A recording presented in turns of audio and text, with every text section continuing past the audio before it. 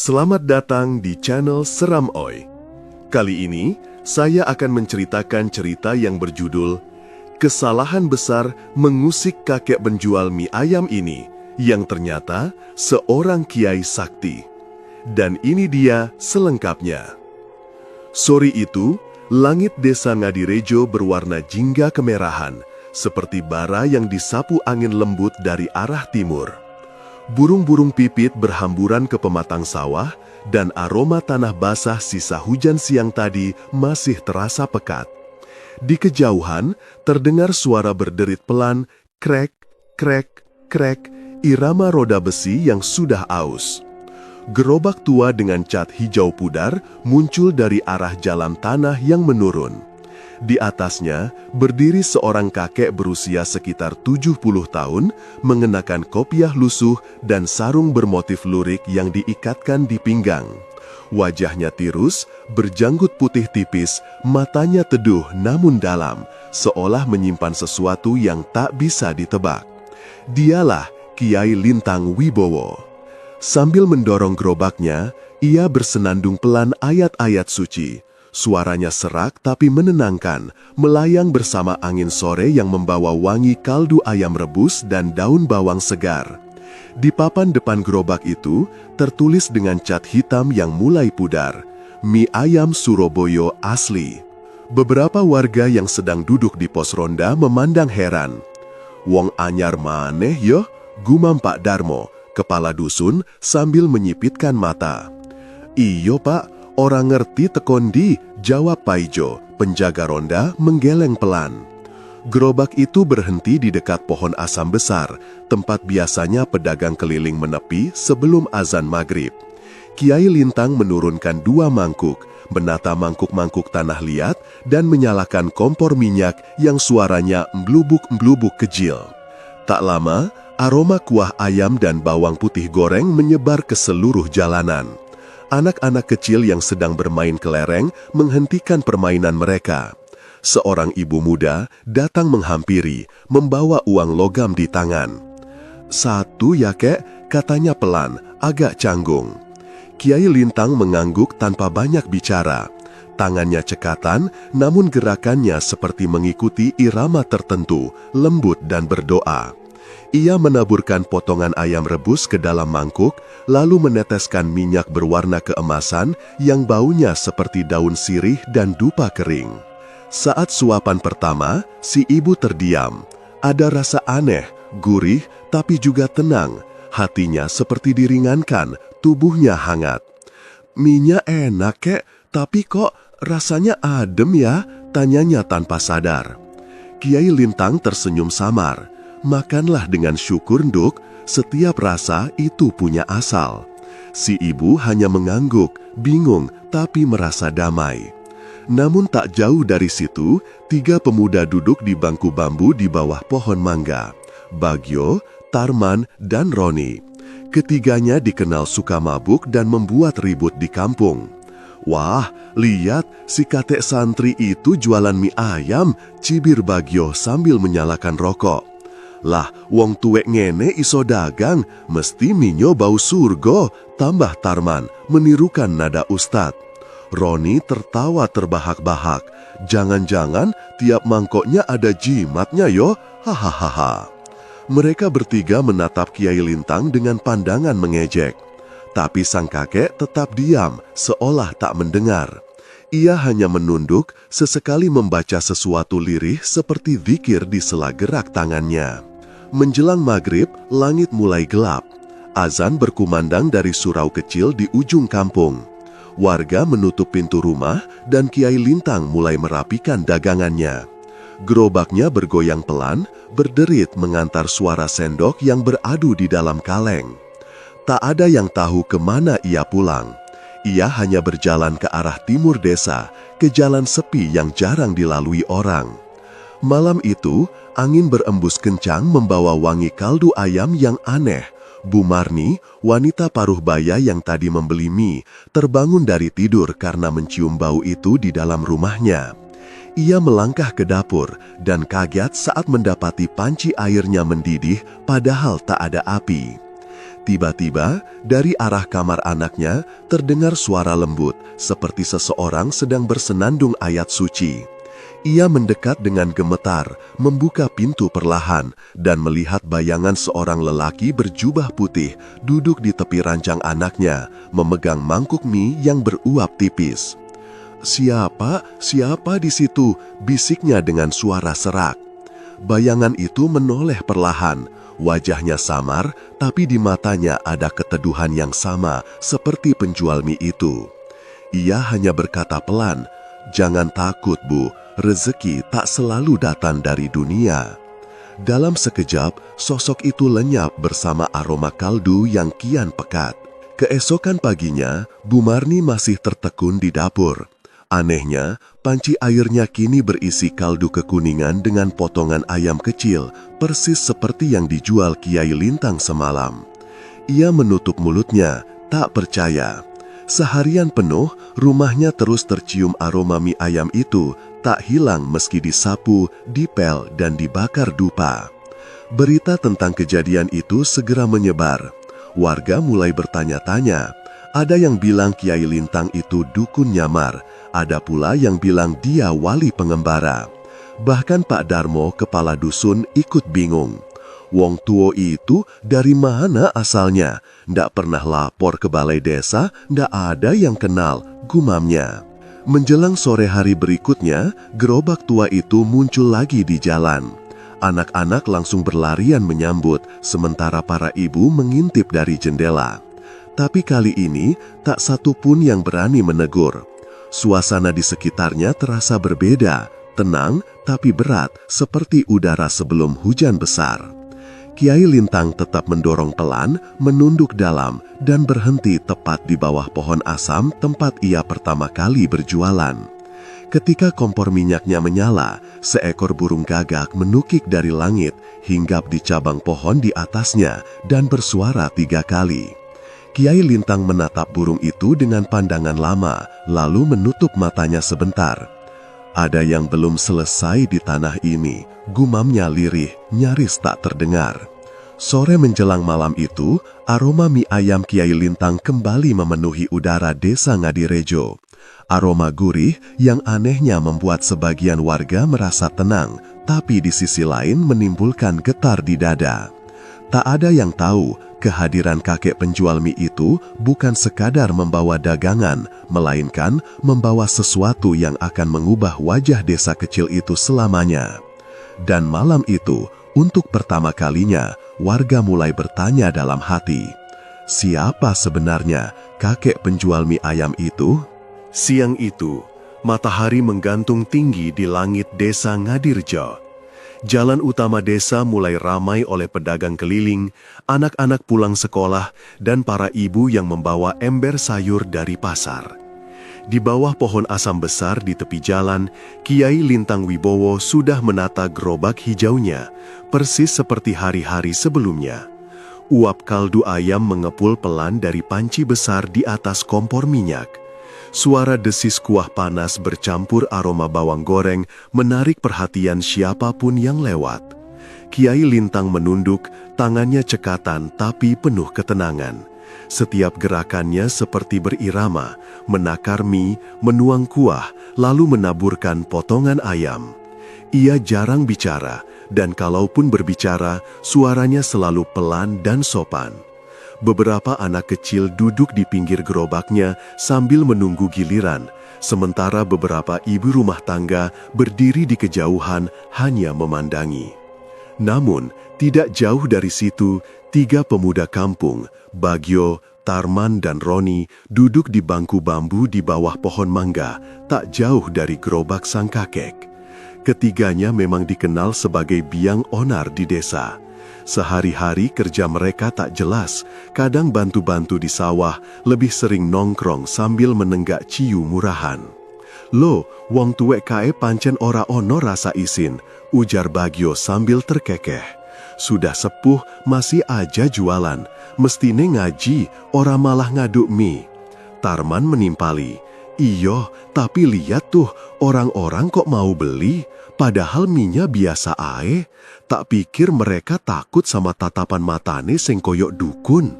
Roni tertawa terbahak, suaranya serak.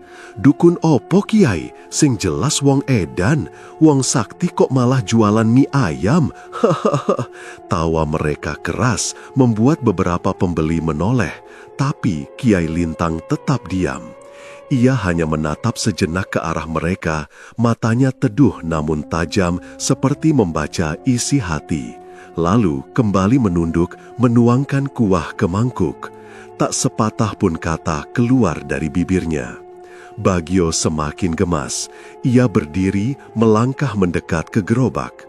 "Kek, 1 mie ayam, tapi jangan dikasih ayamnya, aku alergi orang suci," katanya mengejek. Beberapa pembeli tersenyum kecut, tapi Kiai Lintang tetap melayani dengan tenang. Ia menyiapkan mangkuk, lalu menyodorkannya pelan. "Makanlah dengan hati bersih, nak." Tarman menahan tawa. "Wah, dikasih nasihat lagi yoh, hati bersih." Setelah mereka makan, Bagio menyembunyikan uang 1000-an di saku. "Kek, aku udah bayar loh," katanya bohong. Kiai Lintang hanya menatapnya sebentar. "Rezeki orang lapar tidak akan hilang, nak, tapi jangan buat orang lapar menjadi murka." Nada suaranya lembut, tapi mengandung sesuatu yang membuat udara di sekitar terasa berat. Angin sore mendadak berhenti, dedaunan pohon asam seolah diam mendengarkan. Ketiganya justru tertawa makin keras. "Hahalah, kakek gila," seru Tarman sambil menepuk meja kecil di depan gerobak. "Kalau murka mau apa? Ngelempar sendok?" Roni menambahkan, "Atau nyantet pakai kuah panas?" Namun, tawa mereka mendadak terhenti ketika wajan besar di atas kompor bergetar. Awalnya perlahan, tapi kemudian bergoyang kuat seperti ada yang mengaduk dari dalam. Suara geluduk-geluduk terdengar jelas, dan dari permukaan kuah muncul gelembung besar berwarna kecoklatan. Bau gosong menyengat, menusuk hidung mereka. "Wah, apaan itu?" gumam Roni, mulai gelisah. Tarman memegangi kepala. "Kupingku dengung, kayak ana wong ngaji keras banget." Suara berdengung makin keras, dan di antara dengungan itu seperti terdengar ayat-ayat yang dilantunkan tergesa-gesa seperti doa perang. Tarman menutup telinganya, matanya merah, nafasnya tersengal. Sementara itu, Kiai Lintang tetap berdiri tenang. Wajahnya teduh, tangannya merapat di depan dada. Ia menunduk sedikit dan berucap lirih, "Astagfirullah, sabarlah nak, jangan bermain dengan rezeki." Sekejap kemudian, wajan itu berhenti bergoyang. Uap panasnya berubah menjadi harum yang aneh, antara wangi kaldu dan asap dupa. Para pembeli mundur 1 langkah, sebagian menunduk ketakutan. Bagio menelan ludah. Ia mencoba menertawakan lagi, tapi suaranya serak. "Wah, efek panas kali kek, kompormu itu." Kiai Lintang menatapnya dengan tatapan dalam. Panas yang keluar dari hati lebih berbahaya daripada dari api. Bagio tak membalas, tangan kirinya tiba-tiba gemetar, dan tanpa sadar, sendok yang ia pegang jatuh. Beberapa warga yang melihat kejadian itu langsung berbisik-bisik. Ada yang menyebut sang kakek punya ilmu aneh. Ada pula yang menganggap ia hanya seorang kiai yang sedang menahan amarahnya. Tapi tak ada yang berani mendekat. Saat azan asar berkumandang, Kiai Lintang menutup jualannya perlahan. Ia mematikan kompor minyak, menghapus sisa kuah di wajan, dan menunduk dalam-dalam sebelum beranjak pergi. Tak sepatah pun kata keluar dari mulutnya lagi. Sementara itu, Bagio dan kawan-kawannya masih duduk di tempat, wajah mereka pucat. Tarman memegang telinga sambil meringis. Suara itu masih ada, kayak orang ngaji di dalam kepala. Roni mencoba menenangkan, tapi tubuhnya sendiri mulai menggigil. Ia menatap ke arah gerobak yang makin menjauh. "Dia itu bukan penjual biasa, Gio. Aku rasa bukan." Bagio menatap tanah. "Ah, halu kamu, udah nanti juga hilang. Kita ketemu lagi dia besok, tak kasih pelajaran beneran?" Namun, malamnya, rumah Tarman dipenuhi bau gosong. Dari kamar tidurnya, terdengar bunyi ketukan pelan, ting, ting, ting, seperti seseorang sedang mengaduk mie di dalam mangkuk. Ia terbangun, keringat dingin membasahi tubuhnya. Ia menatap ke arah dapur, dan di sana, samar-samar, terlihat cahaya redup seperti nyala kompor minyak.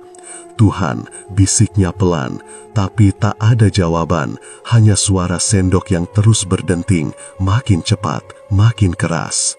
Di luar rumah, angin malam berhembus membawa aroma kuah mie ayam yang kental, seolah ada yang sedang memasak di tengah kegelapan. Dan dari kejauhan, di bawah pohon asam tempat biasa ia berjualan, gerobak Kiai Lintang tampak berdiri sendiri dalam bayangan malam, meski pemiliknya sudah lama pergi. Uap tipis masih keluar dari wajan yang tertutup, berputar perlahan seperti nafas seseorang yang sedang berzikir. Warga desa yang melintang malam itu bersumpah mendengar suara lembut yang bergema di telinganya. "Jangan buat orang lapar menjadi murka, Nak." Hujan mulai turun menjelang maghrib. Langit menumpahkan air dengan murka, membasahi seluruh pelosok desa Banjarsari hingga tanah beraroma lumpur pekat. Warung kecil di bawah pohon asam itu tampak remang-remang diterpa cahaya petromak. Kiai Lintang masih berdiri tegak di balik gerobak, tangannya lincah meracik mie meski air hujan menetes dari ujung sorbannya. Bagio datang dengan langkah sempoyongan, sisa bau ciu masih kuat dari tubuhnya. Di belakangnya, dua temannya, Sardi dan Tarman, berlari kecil sambil menertawakan sesuatu. "Loh, kakek ini nggak pernah capek ya? Udah tua masih aja dagang di tengah hujan," seru Sardi sambil tertawa kasar. Kiai Lintang menoleh pelan, senyum tipis tersunging. "Rezeki itu dijemput bukan ditunggu, Nak," katanya tenang, suaranya seperti desau angin malam.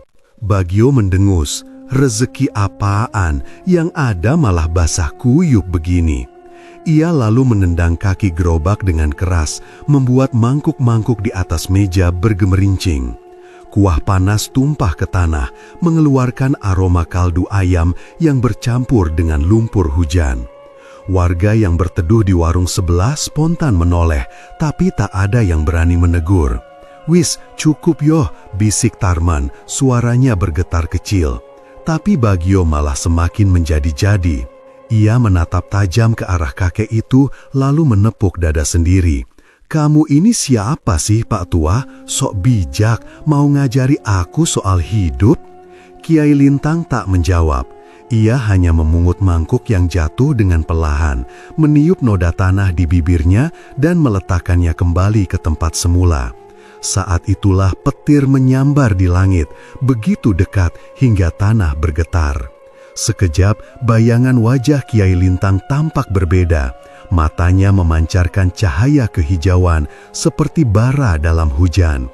Bagio terpaku sejenak, tapi segera tertawa, menepis rasa takut yang mulai merayap. "Haha, matanya nyala tuh, dukun kali ya," hahaha, teriaknya keras. Ia berbalik pergi, meninggalkan suara hujan yang menenggelamkan rasa bersalah yang tak sempat tumbuh. Malam semakin larut, hujan tak juga berhenti, dan udara terasa lebih dingin dari biasanya. Di dalam rumahnya yang berdinding papan, Bagio terbaring tanpa bisa memejamkan mata. Atap meneteskan air, menimbulkan bunyi tik, tik, tik yang makin lama terasa seperti denting sendok memukul mangkuk. Ia menutup telinga, tapi suara itu tak menghilang, malah berpindah ke dalam kepalanya. Ting, ting, ting. Bau kaldu ayam yang hangat tiba-tiba tercium, sangat kuat, seperti seseorang sedang memasak di dekatnya. Padahal ibunya sudah tidur dan dapur telah gelap sejak hujan turun. "Siapa? Siapa di sana?" panggil Bagio dengan suara bergetar. Ia mencoba bangun, tapi tubuhnya terasa berat, seolah ditindih sesuatu. Pandangannya buram karena cahaya petromak dari ruang depan padam. Lalu, di ujung tempat tidurnya, ia melihat sesuatu. Sebuah mangkuk mie ayam, uapnya mengepul, harum, tapi warna kuahnya merah pekat, darah. Di atasnya mengapung sehelai rambut putih panjang. Bagio menjerit, tapi suaranya hanya keluar lirih seperti tertelan hujan. Tangannya gemetar saat mencoba menyingkirkan mangkuk itu. Namun, setiap kali ia mendorongnya, mangkuk itu kembali ke tempat semula. Lalu, terdengar suara sendok mengaduk pelan, padahal tak ada yang menyentuhnya. "Makanlah, nak, jangan buat orang lapar menjadi murka." Suara itu lirih tapi jelas, suara Kiai Lintang.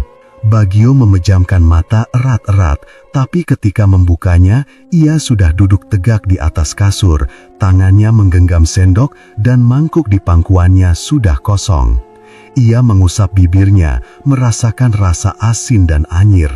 Lidahnya terasa panas, seperti menelan besi mendidih. "Enak," gumamnya lirih, "minyak enak sekali, Pak Kiai." Pagi menjelang, hujan reda, matahari muncul di balik kabut tipis.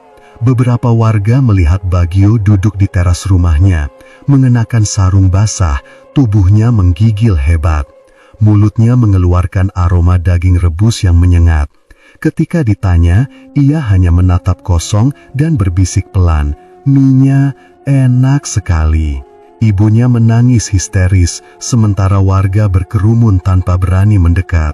Salah satu tetangga mencoba memegang bahu Bagio, tapi pemuda itu tiba-tiba tersenyum aneh, senyum yang terlalu lebar, terlalu kaku, lalu muntah darah segar di tanah. Desa geger, namun ketika sore tiba, di bawah pohon asam besar itu, Kiai Lintang kembali berjualan seperti biasa. Ia menata mangkuk, merebus mie, dan menatap tenang ke arah jalanan yang mulai ramai. "Pak Kiai, sampean ndak takut ya?" tanya salah satu pelanggan, seorang bapak tua yang lewat dari ladang. Kiai Lintang menatapnya sebentar, lalu menjawab pelan, "Orang yang kenyang dengan kesombongan akan lapar dalam maut." Angin sore meniup sisa-sisa aroma kaldu, membawa bisik-bisik warga yang kini tak berani menatap mata sang kakek. Di dasar wajan, gelembung kuah mendidih perlahan, mengeluarkan suara seperti bisikan doa, pelan tapi tajam menusuk hati siapapun yang berani mendengarnya. Dan di kejauhan, di pemakaman desa, seekor anjing melolong panjang, seolah mencium bau daging manusia yang baru direbus semalam.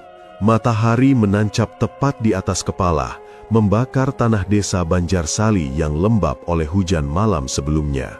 Di balai desa yang terbuat dari kayu jati tua, suara langkah sepatu dan sandal beradu dengan lantai semen yang kasar. Puluhan warga berkumpul, berbisik-bisik, menatap satu sama lain dengan wajah penuh cemas. "Jadi, Bagio itu beneran kerasukan atau cuma gila mendadak?" tanya salah satu ibu dengan suara serak. Kepala dusun Darmo menatap sekeliling, wajahnya kaku. "Aku juga belum tahu, tapi malam itu beberapa orang lihat sendiri, gerobak mie itu masih berdiri di bawah pohon asam, padahal anginnya kenceng banget, lampu petromaknya aja gak goyah." Suasana hening sejenak. Dari luar balai terdengar suara ayam berkokok telat dan desir angin membawa debu kering. 3 orang lelaki tua duduk di depan meja kayu panjang. Pak Darmo sendiri, di sebelahnya ada Mbah Guno, sesepuh kampung yang dikenal jarang bicara, dan Pak Karmin, bekas modin desa yang kini hampir buta. "Kita mesti periksa orang itu," kata Pak Darmo akhirnya. "Kakek penjual mie itu, namanya Kiai Lintang ya? Aku gak pernah lihat dia datang ke kantor dusun, gak pernah ikut pengajian, tapi warga pada suka makan dagangannya." 2 warga muda, Joko dan Parman, yang berdiri di belakang, segera menawarkan diri. "Biar kami ikut, Pak. Kalau memang orang itu mencurigakan, kami siap bantu." Sekitar tengah hari, matahari makin terik. Bertiga, Pak Darmo, Joko dan Parman, berjalan menuju rumah kontrakan Kiai Lintang di ujung jalan desa, sebuah bangunan tua berdinding papan dengan atap sengkaratan. Di teras, tampak gerobak mie ayamnya terparkir rapi, mangkuk-mangkuk ditutup kain putih bersih, dan di bawahnya ada dupa yang masih mengepul perlahan. Pak Darmo mengelus kumisnya. "Lah ini apa? Kok dagangannya dikasih dupa segala?" gumamnya curiga. Ia mengetuk pintu pelan. "Assalamualaikum, Mbah Kiai." Tak lama, pintu dibuka dari dalam. Kiai Lintang muncul mengenakan sarung abu-abu dan baju koko putih yang mulai memudar warnanya. Sorbannya dililit sederhana di kepala, dan senyum itu, senyum tenang yang entah kenapa, membuat udara di sekitarnya tiba-tiba menurun beberapa derajat menyambut mereka. "Waalaikumsalam, Nak Darmo," ucapnya pelan. "Ada keperluan apa datang siang bolong begini?" Pak Darmo menelan ludah. "Hehe, begini Mbah, warga agak resah. Setelah kejadian sama si Bagio itu, banyak yang ngomong kalau jenengan bukan orang biasa." Kiai Lintang diam, matanya menatap Pak Darmo lama, begitu lama, hingga Joko yang berdiri di belakang mulai gelisah. Akhirnya, Kiai Lintang tersenyum tipis dan berkata, "Kalau ingin tahu siapa aku, silahkan masuk." Mereka bertiga melangkah ke dalam. Ruangan itu sederhana, tapi sangat rapi. Dinding dipenuhi rak bambu yang menampung kitab kuning tebal-tebal. Di pojok ruangan ada kendi air tanah liat dengan aroma melati samar.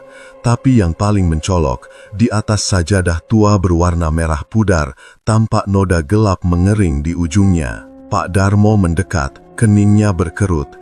"Ini darah, Mbah." Kiai Lintang tak menjawab, ia hanya menatap sajadah itu lama, seolah sedang berbicara dengan masa lalu. Akhirnya ia berkata lirih, sajadah itu saksi dari perang ilmu yang seharusnya tak pernah terjadi. Pak Darmo menatapnya bingung. "Perang ilmu? Maksudnya gimana?" Kiai Lintang menghela nafas panjang, suaranya berat, seperti membawa beban puluhan tahun. "Aku dulu bukan penjual mie. Aku seorang kiai di daerah Madiun. Tahun 70-an, aku diutus untuk menumpas para dukun pesugihan yang memakai tumbal manusia. Ada 7 di antara mereka, semua sakti dan haus darah." Udara di ruangan seketika berubah dingin. Joko dan Parman saling pandang. Mereka memuja makhluk dari Sungai Hitam, memberi persembahan kepala manusia setiap bulan purnama. Aku melawan, tapi dalam pertempuran itu banyak warga ikut jadi korban. Api membakar desa kami, darah mengalir di halaman masjid. Kiai Lintang memejamkan mata, suaranya lirih. "Tangan ini dulu sering mengangkat doa, tapi juga membunuh. Maka aku mengasingkan diri. Aku berdagang mie agar tanganku tetap sibuk memberi makan, bukan mencabut nyawa." Hening, hanya suara kipas bambu yang berderit perlahan. Pak Darmo menarik nafas dalam. "Kalau begitu, kenapa Bagio bisa begitu, Mbah?" Kiai Lintang menatapnya dengan sorot mata tajam namun tenang. "Aku tak mengutuk siapapun, tapi ada batas antara menghormati dan menghina. Kadang, alam yang bergerak sebelum aku sempat mencegah." Ucapan itu menggantung, membuat bulu kuduk mereka berdiri. Joko menelan ludah. "Jadi, jenengan masih punya kekuatan itu, Mbah?" Kiai Lintang tidak menjawab, tapi tatapannya cukup menjadi jawaban. Ia lalu berdiri, mengambil satu mangkuk dari dapur, dan menuangkan air dari kendi ke dalamnya. "Silahkan minum, agar hatimu tidak kering oleh curiga." Mereka bertiga meneguk air itu. Rasanya aneh, dingin, tapi seperti bergetar di tenggorokan. Saat keluar dari rumah itu, matahari terasa lebih terik dari biasanya, dan langkah mereka seperti berat ditarik sesuatu yang tak kasat mata. Sesampainya di balai desa, Mbah Guno sudah menunggu. Ia menatap Pak Darmo dan bergumam lirih, "Sekarang kalian tahu kan, aku sudah bilang Kiai Lintang bukan orang sembarangan." Pak Darmo duduk lemas. "Mbah, sampean tahu siapa dia sebenarnya?" Mbah Guno menatap jauh ke arah pohon asam di kejauhan, di mana gerobak mie itu berdiri tegak terparkir terpahanas. Aku tahu, katanya lirih. Dulu, waktu muda, aku pernah lihat sendiri. Ia menantang 7 dukun di tengah kuburan. Tak ada satupun yang hidup setelah itu. Tapi ia juga kehilangan segalanya. Anak, murid, bahkan jiwanya sendiri. Warga yang mendengar cerita itu langsung beristighfar pelan. Beberapa perempuan menutup mulut, sementara para pemuda saling berpandangan. Tapi dari sudut ruangan, seorang pemuda bernama Surya berbisik pada kawannya, "Kalau dia sakti, kenapa gak ditunjukin aja? Aku pengen tahu seberapa hebat kakek itu." Bisikan itu kecil, tapi cukup untuk menjadi bibit malapetaka berikutnya. Karena sejak hari itu, rasa penasaran mulai menghilangkan rasa takut di hati para pemuda. Dan di bawah pohon asam, Kiai Lintang tetap berjualan. Wajahnya tenang, tapi di dasar matanya tersimpan sesuatu yang jauh lebih tua dari amarah. Penyesalan yang belum selesai. Langit di atas desa Ngadirejo malam itu tampak ganjil. Awan berarak cepat, menutupi bulan separuh, dan angin berdesir membawa suara seperti desahan panjang dari arah timur. Malam Jumat selalu dianggap malam berat bagi warga tua, tapi bagi Roni dan Tarman, 2 sisa geng Bagyo, malam itu justru waktu yang tepat untuk membalas dendam. "Dia yang bikin Bagyo jadi gila!" geram Roni, matanya merah karena mabuk cium murahan. Ia memukul meja bambu di warung pinggir kali hingga gelasnya jatuh pecah. "Kakek sialan itu! Kalau bukan dia, Bagyo nggak bakal ngomong sendiri kayak orang kesurupan." Tarman, yang dari tadi hanya diam, menatap gelap ke arah jalan di mana gerobak mie ayam biasa mangkal. Di dalam matanya masih tersimpan bayangan malam saat mereka menertawakan Kiai Lintang, dan wajan itu bergoyang sendiri, mengeluarkan suara mendesis seperti bisikan. Tapi malam itu, keberanian palsu dari alkohol membuatnya tak peduli. "Kalau kita bakar gerobaknya," katanya pelan, "dia nggak bisa jualan lagi. Kita balas aja begitu, biar tahu rasa." Roni mengangguk mantap. Ia menenggak ciu terakhirnya, lalu berdiri. "Ayo, sebelum ayam jago pada bangun." Mereka berjalan tertatih menuju jalan utama desa. Angin malam makin kencang, membawa bau bunga Kamboja bercampur amis seperti darah basi. Pohon-pohon kelapa bergoyang liar, dan langit barat berwarna merah gelap. Tanda hujan tak jadi turun, tapi ada sesuatu yang menggantung di udara, menekan. Gerobak mie ayam Kiai Lintang berdiri di bawah pohon asam besar, seperti biasa. Wadah mie tertutup kain putih, mangkuk-mangkuk disusun rapi di sisi kanan. Tak ada lampu petromak malam itu, hanya cahaya samar dari langit merah yang membuat bayangan gerobak tampak seperti tubuh manusia membungkuk. Roni mengeluarkan jeriken kecil dari sakunya. Bensin dapat dari bengkel Mas Warto, cukup buat bakar 1 gerobak. Ia terkekeh pendek, lalu menyiramkan cairan itu ke badan gerobak, wajan, dan papan bertuliskan "Mie ayam Surabaya asli". Tarman menyalakan korek api, namun nyalanya goyah, padam sendiri, meski angin tak begitu kencang. Ia coba lagi, 1, 2 kali, 3 kali, tetap tak menyala.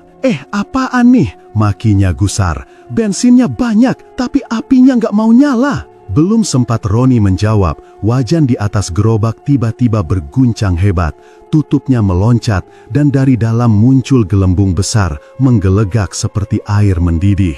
Tapi tak ada api di bawahnya, padahal mereka baru saja menyiram bensin. Suara mendesis keluar dari dalam wajan, seperti ada sesuatu sedang bernafas di dalam. Lalu terdengar lirih, jelas sekali di telinga keduanya. "Jangan buat orang lapar menjadi murka." Roni mematung. "Tarman, kau dengar itu?" Tarman tak menjawab. Ia menatap wajan itu, matanya membesar.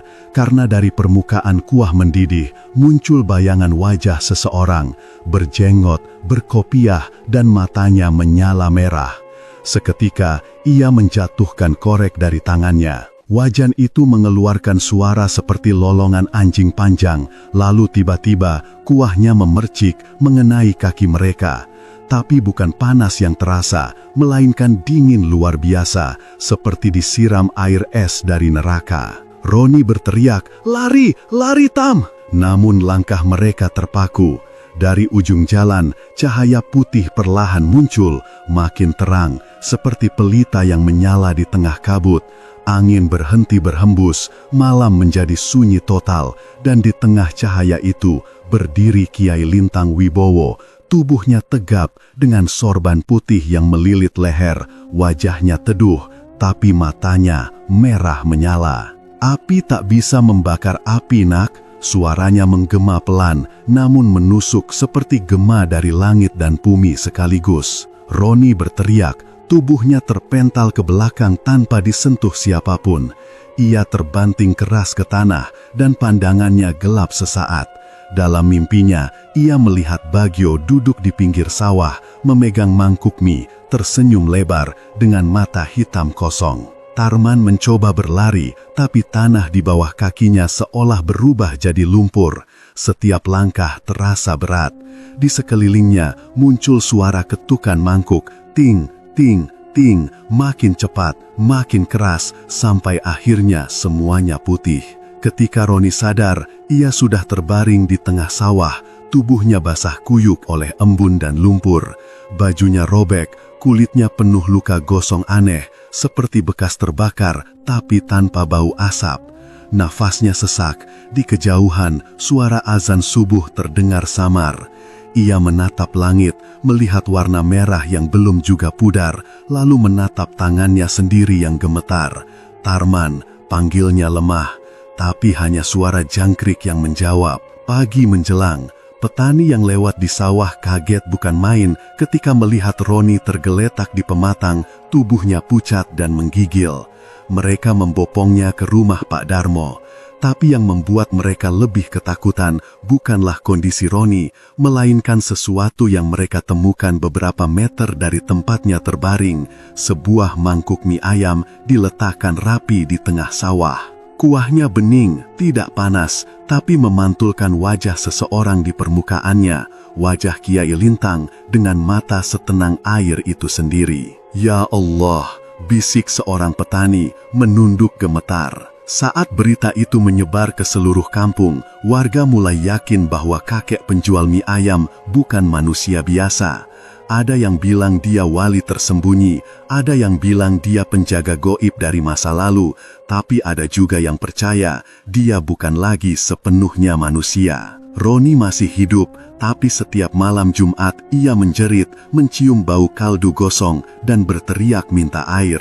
Tubuhnya tetap penuh bekas luka bakar tanpa api. Dan setiap kali ia memejamkan mata, yang ia lihat hanyalah gerobak tua dengan tulisan samar, "Mie ayam Surabaya asli, panasnya menyembuhkan, tapi bisa membakar." Sementara itu, Kiai Lintang masih berjualan di bawah pohon asam besar, dengan wajan yang kini tampak berkilau aneh setiap kali terkena cahaya matahari pagi. Senyumnya tetap tenang, tangannya masih menyiapkan mie dengan lembut, tapi di dalam kuahnya kadang tampak kilatan merah kecil seperti bara hidup berputar-putar sebelum lenyap. Dan setiap orang yang lewat di malam Jumat selalu menunduk dan berbisik pelan, "Jangan ganggu penjual mie itu, api yang dia bawa bukan dari dapur dunia." Langit di atas dasang laras tampak muram, seolah matahari pun enggan menatap ke bawah. Embun belum kering, tapi udara sudah terasa panas dan berat. Bau dupa, daun sirih, dan anyir darah ayam bekas sesaji semalam masih tercium di beberapa sudut jalan. Warga berkerumun di halaman langgar kecil di tengah kampung. Lantunan surah Yasin terdengar pelan, terbata-bata, dengan suara yang penuh ketakutan. Ibu-ibu menunduk khusyuk, sebagian menitikkan air mata, sementara para lelaki duduk melingkar dengan wajah tegang. Sejak kejadian malam tadi, ketika Roni ditemukan babak belur di sawah dengan tubuh gosong tanpa api dan Tarman menghilang tanpa jejak, kampung itu seperti kehilangan nafas. orang-orang percaya gerobak mie ayam milik Kiai Lintang telah berubah menjadi tanda murka. Pak Darmo, kepala dusun yang sejak dulu terkenal berani, hari itu justru paling gelisah.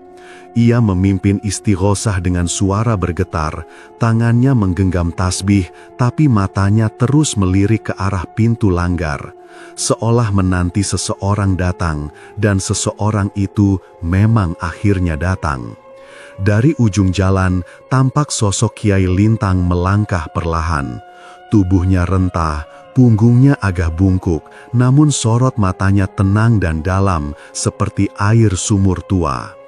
Gerobaknya ia dorong sendiri, roda berderit pelan, menciptakan bunyi yang entah kenapa membuat bulu kuduk semua orang berdiri. Di atas gerobak, panci besar yang semalam nyaris terbakar masih tampak utuh, bahkan mengilap, seolah baru dicuci dari air surga. Ketika ia berhenti di depan langgar, tak ada yang berani bersuara, hanya angin yang lewat membawa bau kaldu hangat. Ia menatap satu persatu wajah warga, lalu meletakkan tangan di dada, menunduk hormat. "Maafkan jika langkahku membuat desa ini resah," katanya lembut, suaranya dalam dan bergema.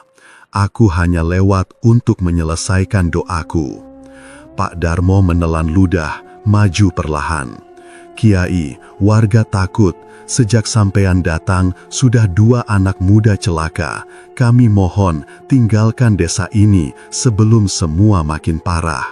Suaranya bergetar, bukan karena marah, tapi ketakutan yang tak bisa dijelaskan. Kiai Lintang tersenyum samar, lalu duduk bersila di depan langgar. "Aku tak datang membawa azab, Pak Darmo. Aku membawa peringatan.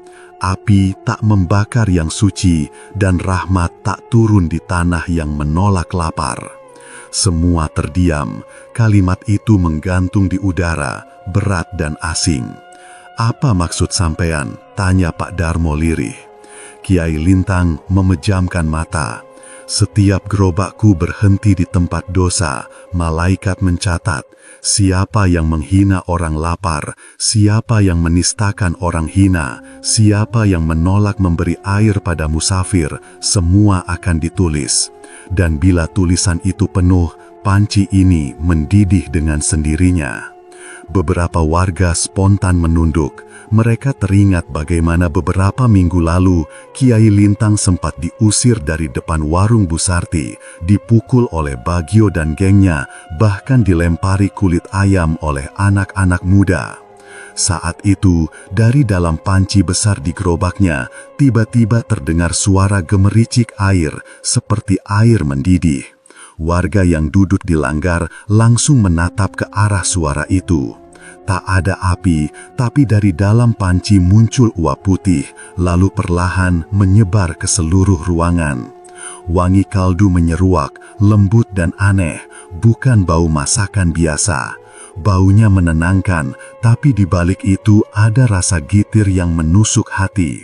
Satu persatu, warga mulai menitikkan air mata tanpa tahu kenapa.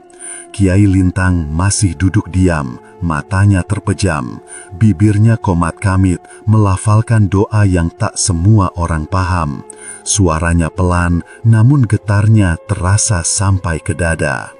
Tiba-tiba, dari rumah-rumah warga terdengar suara panci mendidih serempak. Warga saling pandang, ketakutan. Beberapa ibu berlari keluar rumah, menjerit karena air di dapur mereka mendidih sendiri, padahal kompor padam.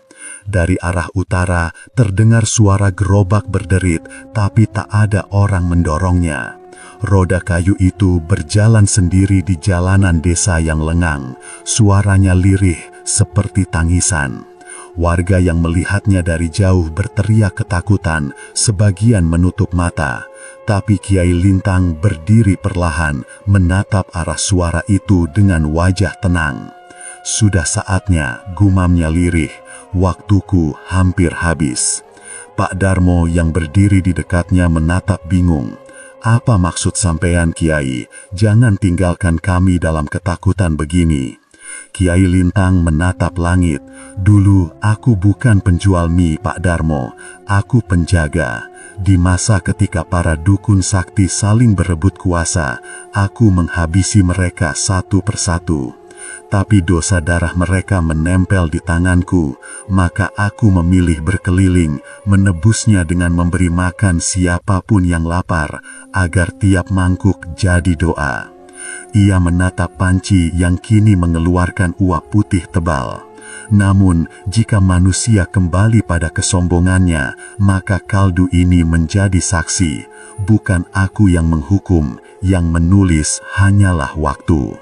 Suara gerobak makin dekat, seolah berputar mengelilingi langgar. Semua orang menunduk, ketakutan luar biasa. Lantunan doa kembali menggema, kali ini tanpa dipimpin siapapun. Beberapa warga jatuh pingsan, sebagian menangis sambil mencium tanah. Kiai Lintang berjalan perlahan ke arah pintu langgar, menatap warga untuk terakhir kali. Jika esok pagi aroma kaldu masih tercium di udara, katanya tenang, maka ketahuilah doa ini diterima. Angin berhembus kencang, membuat dedaunan berputar, panci di gerobak bergemuruh keras, lalu tiba-tiba hening. Tak ada yang berani membuka mata. Ketika akhirnya mereka menoleh, Kiai Lintang sudah tak ada. Hanya gerobaknya yang masih berdiri di depan langgar, dengan semangkuk mie ayam di atasnya, uapnya menari lembut ke langit. Di dalam kuah bening itu, seseorang bersumpah melihat bayangan wajah tua Kiai Lintang tersenyum tenang sebelum perlahan menghilang. Pagi itu, langit desa Ngadirejo tampak seperti kain putih yang dijatuhkan dari langit. Kabut menggumpal tebal, menutup pandangan hingga hanya beberapa langkah ke depan. Embun menetes dari ujung daun pisang dan udara begitu dingin sampai suara napas orang bisa terlihat.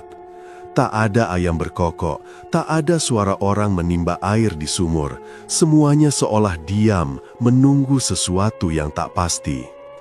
Di tengah lapangan desa, di antara kabut yang menggantung, tampak sebuah bentuk samar.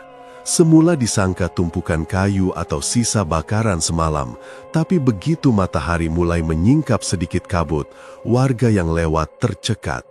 Itu adalah gerobak mie ayam milik Kiai Lintang. Gerobak itu berdiri tegak di tengah lapangan, seperti menunggu tuannya kembali. Roda kayunya basah oleh embun, dan mangkuk-mangkuk putihnya tersusun rapi di atas meja gerobak, bersih tanpa noda. Namun tak ada aroma kaldu, tak ada jejak kaki di sekitarnya. Hanya kabut tebal yang berputar lembut, seolah melindungi gerobak itu dari tangan manusia. Pak Darmo, yang pertama kali melihatnya, segera memanggil warga lain.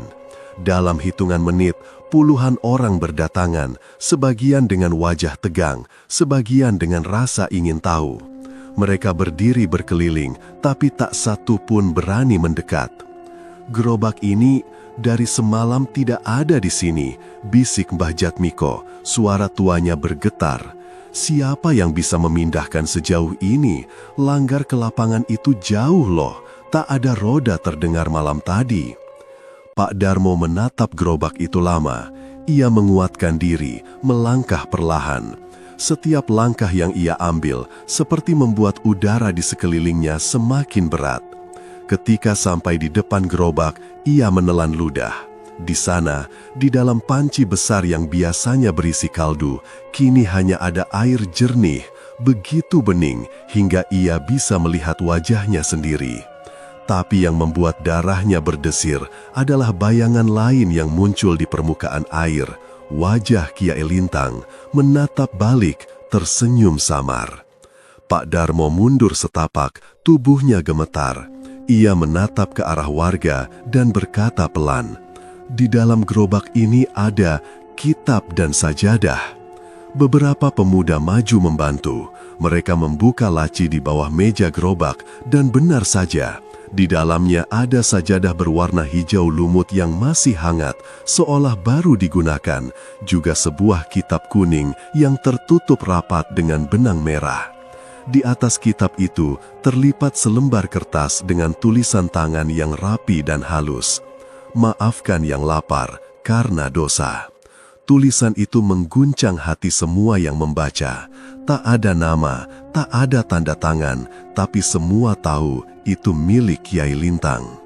Warga diam lama, sebagian menunduk, sebagian beristighfar pelan. Pak Darmo menggenggam surat itu erat, matanya basah. Beliau tak pernah marah, katanya serak, tapi kata-katanya seperti menampar semua kesombongan kita. Sejak pagi itu, kabut tak kunjung hilang. Matahari hanya muncul sebentar, lalu kembali diselimuti awan putih. Warga menolak membubarkan diri dari lapangan, seolah berharap Kiai Lintang muncul dan menjelaskan semuanya.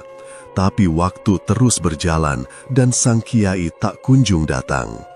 Hari berganti menjadi malam, lalu pagi lagi, dan gerobak itu tetap di tempatnya. Tak lapuk, tak berubah, meski hujan turun dan angin berembus. Bahkan debu pun enggan menempel padanya. Akhirnya, Pak Darmo dan para sesepuh sepakat untuk membiarkan gerobak itu tetap di lapangan sebagai tanda. Biarlah menjadi pengingat, kata Mbah Jatmiko, bahwa di antara kita pernah singgah seorang wali yang menyamar sebagai penjual mie. Namun misteri tak berhenti di situ. Beberapa hari kemudian menjelang senja, seorang ibu yang pulang dari sawah bersumpah melihat bayangan seseorang berjalan di tepi jalan. Seorang kakek tua yang mendorong gerobak, mengenakan sarung lusuh dan peci putih. Ia melintas tanpa suara, tanpa jejak.